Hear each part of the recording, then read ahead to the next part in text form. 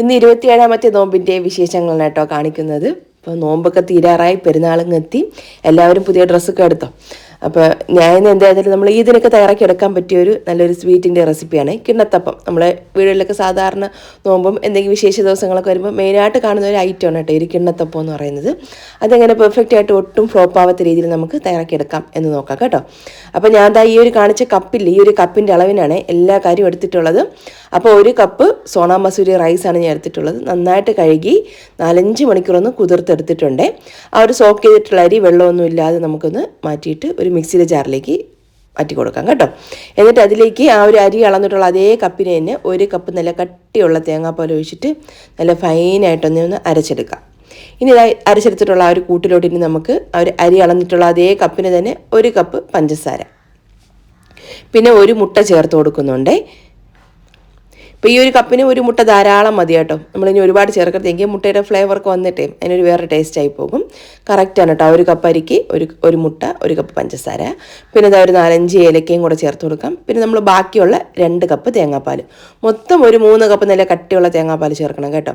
അതായത് അത്യാവശ്യം വലിപ്പമുള്ള ഒരു തേങ്ങ ഞാൻ ചിരകി എടുത്തിട്ട് ഇതിലേക്ക് ഒരു 2 കപ്പ് വെള്ളം ഒഴിച്ച് നന്നായിട്ടൊന്ന് മിക്സിയിൽ അരച്ചെടുത്തിട്ട് പിന്നെ അരിച്ചെടുത്തിട്ടുള്ള തേങ്ങാപ്പാലാണ്. അത് കറക്റ്റ് എനിക്ക് 3 കപ്പ് പാല് കിട്ടും കേട്ടോ എപ്പോഴും. അപ്പോൾ അത് കറക്റ്റായിട്ട് ഒരു 3 കപ്പ് നല്ല കട്ടിയുള്ള തേങ്ങാപ്പാൽ. അപ്പോൾ ബാക്കിയുള്ള 2 കപ്പ് പാലും കൂടെ ചേർത്ത് കൊടുത്തിട്ട് നല്ല ഫൈനായിട്ട് തന്നെ ഒന്ന് അരച്ചെടുക്കണേ. അപ്പോൾ ആ ഒരു ഏലക്കയൊക്കെ ഒന്ന് അരിഞ്ഞിട്ടും പഞ്ചസാരയൊക്കെ ഒന്ന് നന്നായിട്ട് അലിഞ്ഞിട്ടും കേട്ടോ. അതിന് വേണ്ടിയിട്ടാണ് നന്നായിട്ടൊന്ന് അരച്ചെടുത്തിട്ട് ഇനി നമുക്കൊരു നല്ല നൈസായിട്ടുള്ള അരിപ്പിൽ ഈ ഒരു ബാറ്റർ ഒന്ന് ഒഴിച്ച് ഒരു 2-3 തവണ ഒന്ന് അരിച്ചെടുക്കണേ. എന്തായാലും ചെറുതായിട്ടൊക്കെ ഒന്ന് അരിയാതെ കിടക്കും, അരയാതെ, അതായത് ഈ അരി കൊണ്ടല്ലോ ചെറുതായിട്ടൊന്ന് അരയാതൊക്കെ കിടക്കും. അതൊക്കെ ഒന്ന് മാറാൻ വേണ്ടിയിട്ട് ഒരു 3-4 തവണ ഒന്ന് അരിച്ചെടുക്കണേ.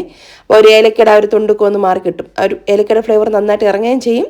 അതിൻ്റെ ആ ഒരു തരിതരിപ്പില്ലാതെ നമുക്ക് നല്ല ഫൈനായിട്ട് നമുക്കത് അരിച്ചെടുക്കാനും പറ്റും. അപ്പോൾ ഒരു 2-3 തവണ ഒന്ന് അരിച്ചെടുക്കണം. അത് കണ്ടോ, കുറച്ചൊക്കെ ഉണ്ട്. എന്തായാലും നമ്മൾ എങ്ങനെയൊക്കെ അരച്ചെടുത്തിരുന്നാലും നല്ലോണം ചെറിയ ചെറിയ തരിയൊക്കെ കാണും. നമ്മളിങ്ങനെ അരിച്ചെടുത്തിട്ട് നമ്മൾ കിണ്ണത്തപ്പം റെഡിയാക്കിയാൽ മാത്രമേ നമ്മൾ വിചാരിക്കുന്ന പോലത്തെ ഒരു ടെക്സ്ചറും കൺസിസ്റ്റൻസിയൊക്കെ ആ ഒരു കിണ്ണത്തപ്പത്തിന് കിട്ടുള്ളൂ കേട്ടോ. ഞാൻ അതൊരു 2-3 തവണ ഒന്ന് അരിച്ചെടുക്കുന്നുണ്ട്.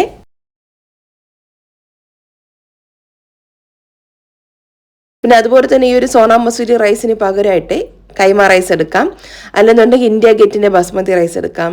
അപ്പോൾ ഇന്ത്യ ഗേറ്റിൻ്റെ ബസ്മതി റൈസ് ഞാൻ ആദ്യമൊക്കെ ചെയ്യുന്ന സമയത്ത് എനിക്ക് കറക്റ്റായിട്ട് കിട്ടുമായിരുന്നു കേട്ടോ.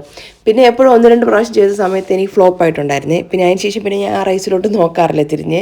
പിന്നെ പച്ചരിയാണ് എടുക്കുന്നതെങ്കിൽ നല്ല ക്വാളിറ്റി പച്ചരി എടുക്കണം, പശയില്ലാത്ത പച്ചരി ആയിരിക്കണം. അതുപോലെ തന്നെ നമ്മൾ അരി ഒരു സോക്ക് ചെയ്യാൻ വേണ്ടിയിട്ട് ചെറു ചൂടുവെള്ളത്തിൽ വേണം വെക്കാൻ വേണ്ടിയിട്ട്. അപ്പോൾ ഇങ്ങനെയുള്ള കാര്യങ്ങളൊക്കെ ഒന്ന് ശ്രദ്ധിച്ചു കഴിഞ്ഞാൽ ഒരുവിധം നമുക്ക് പെർഫെക്റ്റ് ആയിട്ട് കിണ്ണത്തപ്പം തയ്യാറാക്കി എടുക്കാനായിട്ട് പറ്റും. അപ്പോൾ ഈ ഒരു സോണാ മസൂരി റൈസ് വെച്ച് ചെയ്ത സമയത്തുണ്ടല്ലോ എനിക്ക് അങ്ങനെ ഇതുവരെ അങ്ങനെ ഫ്ലോപ്പ് ആയിട്ടില്ല, എപ്പോഴും കറക്റ്റായിട്ട് തന്നെ കിട്ടിയിട്ടുള്ളത് കേട്ടോ. പിന്നെ നമുക്ക് അറിയാൻ പറ്റില്ല, ചില സമയത്ത് എന്തെങ്കിലുമൊക്കെ പറ്റുമായിരിക്കും തോന്നുന്നു.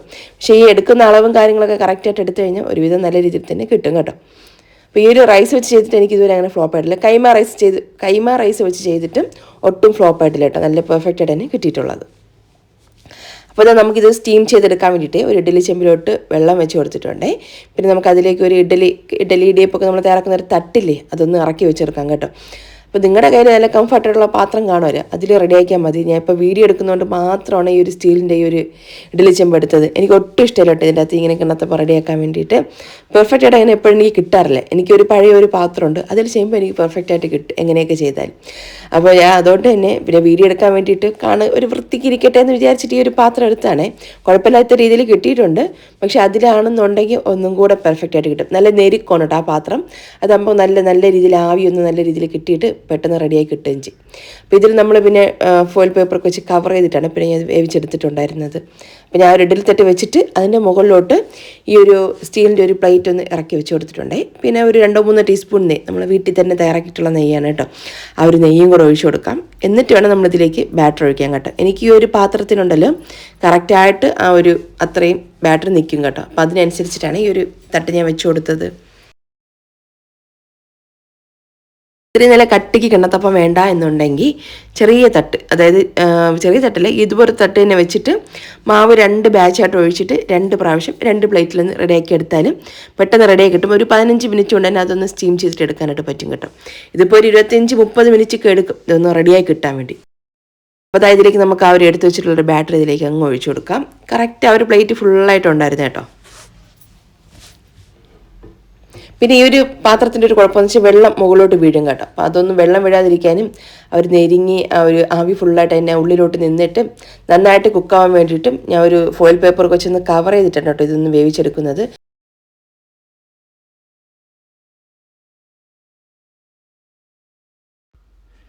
ഞാനത് ഒരു 25 മിനിറ്റ് കഴിഞ്ഞിട്ട് ഫ്ലെയിം അങ്ങ് ഓഫ് ചെയ്യുന്നുണ്ട് കേട്ടോ. പിന്നെ ഒരു 10-15 മിനിറ്റ് അങ്ങനെ ഇരിക്കട്ടെ ആ ഒരു ചെറിയ ചൂടിൽ.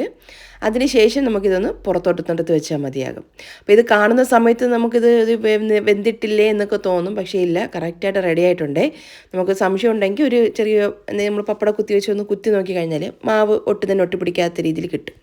എന്നിട്ട് ഞാൻ അതൊന്ന് പുറത്തോട്ടൊന്ന് എടുത്ത് വെച്ചിട്ടുണ്ട്. പിന്നെ അതുപോലെ തന്നെ ഒരു കാര്യം ശ്രദ്ധിക്കാനുള്ളത്, നല്ല രീതിയിൽ തണുത്തതിന് ശേഷം മാത്രമേ നമ്മൾ കട്ട് ചെയ്യാനായിട്ട് പറ്റുള്ളൂ, കട്ട് ചെയ്യാനും പാടുള്ളൂ. അപ്പോൾ അതൊന്ന് ഞാൻ റെഡിയാക്കി മാറ്റി വെച്ചിട്ടുണ്ടേ. അപ്പോൾ അത് കുറച്ച് നേരത്തെ കിച്ചണിലോട്ട് കയറിയിട്ട് അതൊന്ന് റെഡിയാക്കി വെച്ചിട്ടോ. വീഡിയോ കൂടെ എടുക്കുന്നുണ്ട്, കുറച്ച് നേരത്തെ തന്നെ കയറേണ്ടി വരും.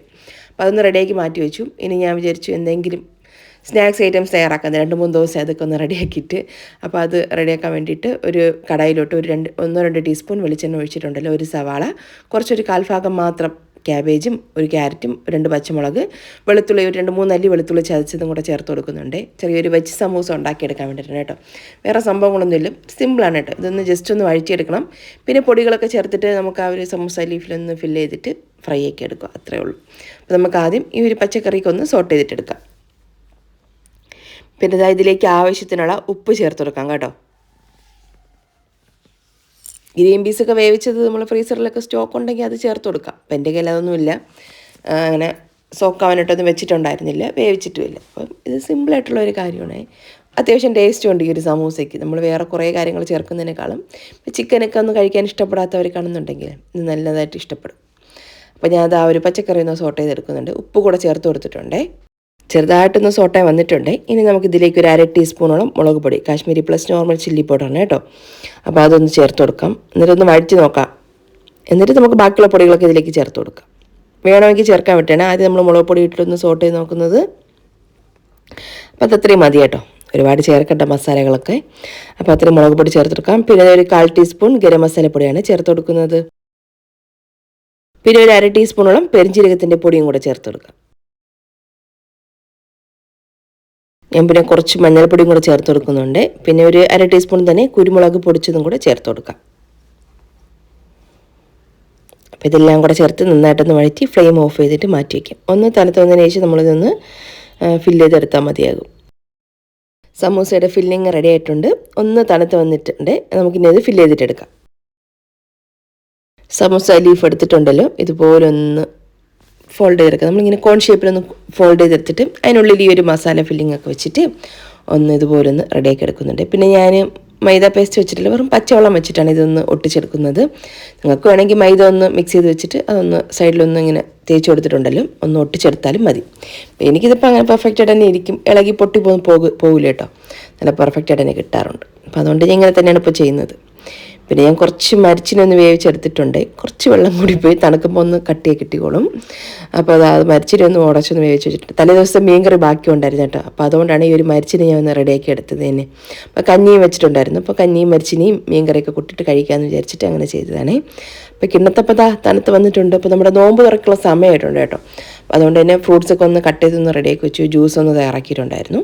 പിന്നെ കിണ്ണത്തപ്പം ഞാൻ അത് കട്ട് ചെയ്തെടുക്കുന്നുണ്ട്. അത് കറക്റ്റായിട്ട് കുക്കായി പെർഫെക്റ്റായിട്ട് കിട്ടി എന്നുള്ളതിൻ്റെ ഒരു തെളിവാണ് കേട്ടോ. ഒരു കത്തിയിൽ ഒട്ടും തന്നെ പറ്റി പിടിച്ചിട്ടില്ല. ഞാൻ ഇങ്ങനെ കട്ട് ചെയ്തെടുക്കുന്ന സമയത്തെ കറക്റ്റ് കൺസിസ്റ്റൻസിയും കറക്റ്റ് ടെക്സ്ചറിൽ തന്നെ കിട്ടിയിട്ടുണ്ട്.